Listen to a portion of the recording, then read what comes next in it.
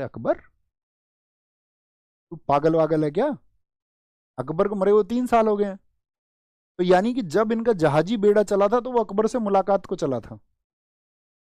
उन्हें ये खबर भी नहीं थी, वहां ब्रिटेन में ये था कि अकबर उधर शासक है, मतलब ब्रिटेन को इस बारे में पता नहीं था कि अकबर मर चुका है। मैंने कहा ठीक है, तो कौन है अभी? जहांगीर, उसी से मिल लेंगे, राजा तो वही है। उन्होंने कहा हाँ राजा वही है। तो बहुत सारे गिफ्ट दे करके इस तरह पुर्तगालियों ने उसको छोड़ा, और जो बचे कुछ गिफ्ट थे उनको लेकर के आया वो, क्योंकि मुगलों को चित्रकारी का शौक था। अकबर के टाइम पे भी चित्रकारी का शौक था, तो बहुत सारे गिफ्ट लेके आया। उसको पता था मुगल ये शराब बहुत पीते हैं, तो गिफ्ट में शराब भी लेके आया, महंगी शराब। आपका बहुत सारी पेंटिंग्स लेके आया। अब पेंटिंग देखते ही तो तुम्हें पता है, जहांगीर का काल चित्रकला का स्वर्ण काल है। जहांगीर तो एकदम से चमक गया, बोला वाओ पेंटिंग्स, ब्रिटेन की पेंटिंग्स, और अच्छे पेंटर्स की पेंटिंग्स थी, बढ़िया चित्रकार होगी। शराब, जहांगीर ने कहा दोस्त तो अब मिले हैं, अब से पहले जो मिल रहे थे वो तो ऐसे ही थे, पुर्तगाली पुर्तगाली। तो उसने तो कहा भाई साहब इनको तो दरबार में बिठाओ अंदर, इनको बनाओ एम्बेसडर, अपना दूत, ये आज से हमारा दोस्त है। अब हॉकिंस बहुत चालू था। हॉकिंस फारसी भाषा सीख के गया था, पर्शियन। उसको पता था मुगलों की जो साथी आपका राजकीय भाषा थी वो थी फारसी। उसको पता था मुगल फारसी को जो है वो प्रमोट करते हैं, तो फारसी सीख के आया। और एक अफगान व्यापारी का वेश धर के आया, अफगान व्यापारी ऐसे ही कपड़े पहन के आया, और उससे आगे फारसी में बात करने लग गया जहांगीर से। जहांगीर ने थोड़ी देर तो देखा उसे, अरे ये क्या बला है, अंग्रेज आदमी फारसी बोल रहा है। उससे बड़ा खुश हुआ वो, भाई शराब भी लेके आया है जो जहांगीर के लिए प्रिय चीज है, गिफ्ट लेके आया है, अफगानी आदमी है, अंग्रेज आदमी होते हुए हम जिस लैंग्वेज को सपोर्ट करना चाह रहे, सपोर्ट करते हैं, उसी में बात कर रहा है, और क्या चाहिए। बोला इसको राजदूत बनाओ, इसको 400 का मनसब बनाओ, ये आज से इंग्लिश खान होगा। इंग्लिश खान, अंग्रेज है लेकिन फारसी बोलता है इसीलिए खान। तो इसको क्या बोलेंगे, जब ये यहाँ पहुंचा तो याद रख लेना, इसको इंग्लिश खान का टाइटल दिया था, इंग्लिश खान। बोला ये तो हमारा करीबी आदमी है यार, इंग्लिश खान की उपाधि।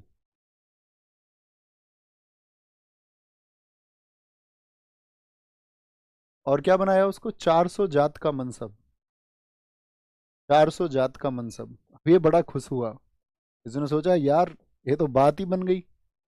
3 साल रहा भाई साहब ये यहाँ पर। 1608 में आया, और लगभग 2 साल मुगल दरबार में, 1609, 1610, 1611, 2 साल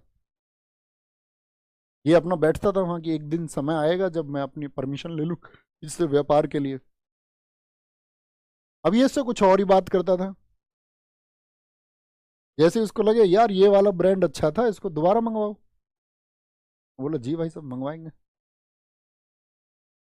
इसकी शादी करवा दी, एक ईसाई लड़की थी इनके दरबार में ही, आर्मीनियाई लड़की बोलते, उस आर्मीनियाई लड़की से शादी भी करवा दी। बोला तू अपना घर बसा आराम से, बीवी बच्चे रख। वो जैसे ही बोलने को भाई साहब वो थोड़ा सा अब बेकार की बातें करता है यार, बीच में मूड खराब कर रहा है, पार्टी में, बीच पार्टी में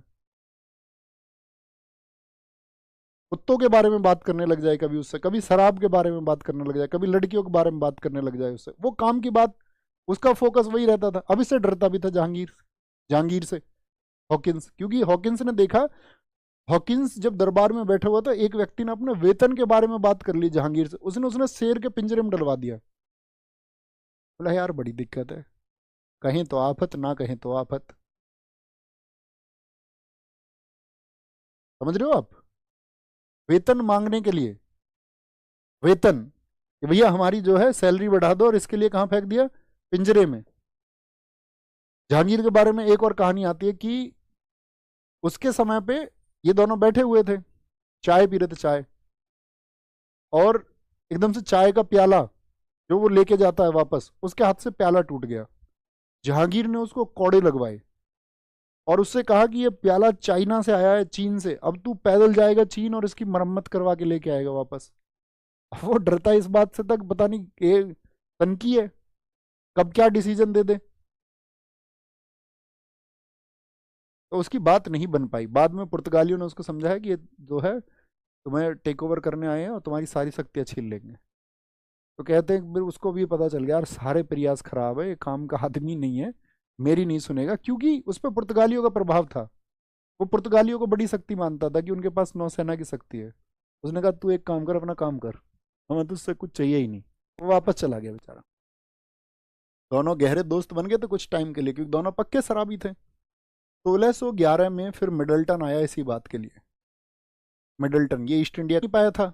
हॉकिंस तो ज़्यादा टाइम रास्ते में ही मर गया था, वापस नहीं पहुंच पाया था वो ब्रिटेन। तो ये मिडल्टन आया था, क्योंकि रिपोर्ट्स ये जा चुकी थी कि जब तक पुर्तगालियों का प्रभाव कम नहीं होगा तब तक अंग्रेजों को एंट्री नहीं मिलेगी।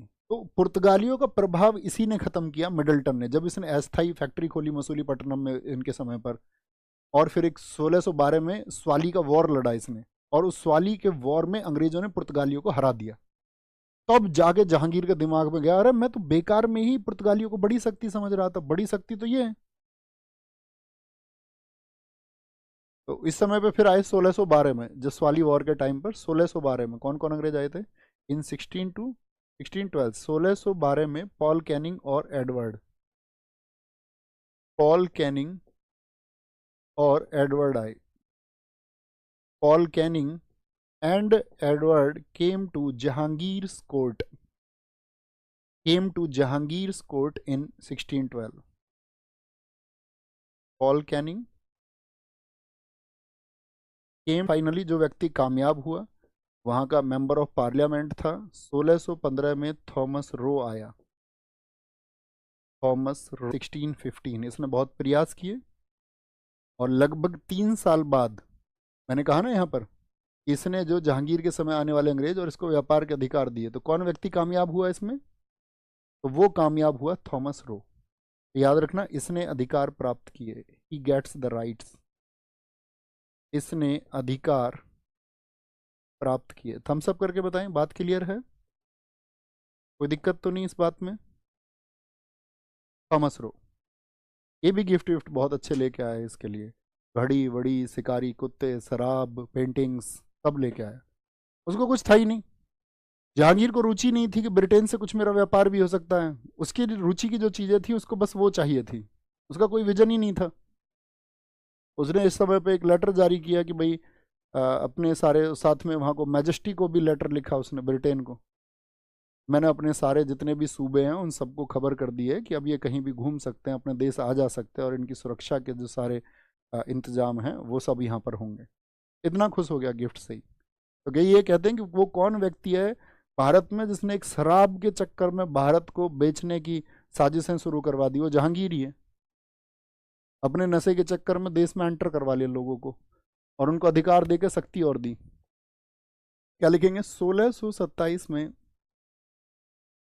1627 में जहांगीर की मौत हो गई। मैंने बताया खराब स्वास्थ्य और शराब पीने के चलते जहांगीर की मौत हो गई। इतना कलाकार आदमी था जहांगीर कि इसने अपने समय पे नशे पर रोक लगाने के लिए अभियान चलाए थे। इसने कहा था कि भांग की खेती को बंद करो। भांग गांव में हो जाती है ना अपने आप, आपने देखी हो तो, गांव में तो अपना आप उगाती है, तो उस समय पे खेती होती थी उसकी, तो इसने उसको बंद कर दिया। ऐसा समझो जैसे सारे नशे पे खुद ही नियंत्रण रखना चाह रहा है कि भैया मैं करूंगा बस, और कोई और किसी को नहीं करने देंगे। ठीक है। तो 1627 में जहांगीर की मौत हो गई। जहांगीर डाइड इन, यहाँ पर है इसका मकबरा, मकबरा जो इसका टॉम्ब है वो बदरा, लाहौर में, लाहौर लिख लीजिए तो अभी बात है, लाहौर, लाहौर में। ठीक है। जहांगीर की आत्मकथा, जहांगीर ने अपनी ऑटोबायोग्राफी लिखी, आत्मकथा, ऑटोबायोग्राफी ऑफ जहांगीर, या जहांगीर नामा भी इसी को बोलते हैं। तो जो कि जहांगीरी किस लैंग्वेज में थी? पर्शियन लैंग्वेज में, फारसी भाषा में, पर्शियन लैंग्वेज में इसको लिखा गया। तो जो कि जहांगीरी लिखना, इसको पूरा नहीं कर पाया था, इसको मोतबिंद खां भी बोलते। दोनों नाम इसी के। मोतबिंद खाने किया, मोतबिंद खाने किया, इसको पूरा किया था मोतबिंद खाने। ठीक है, आगे लिखेंगे। और क्या बातें मैंने बताई थी? जहांगीर से संबंधित एक चित्रकला की बात मैंने बताई।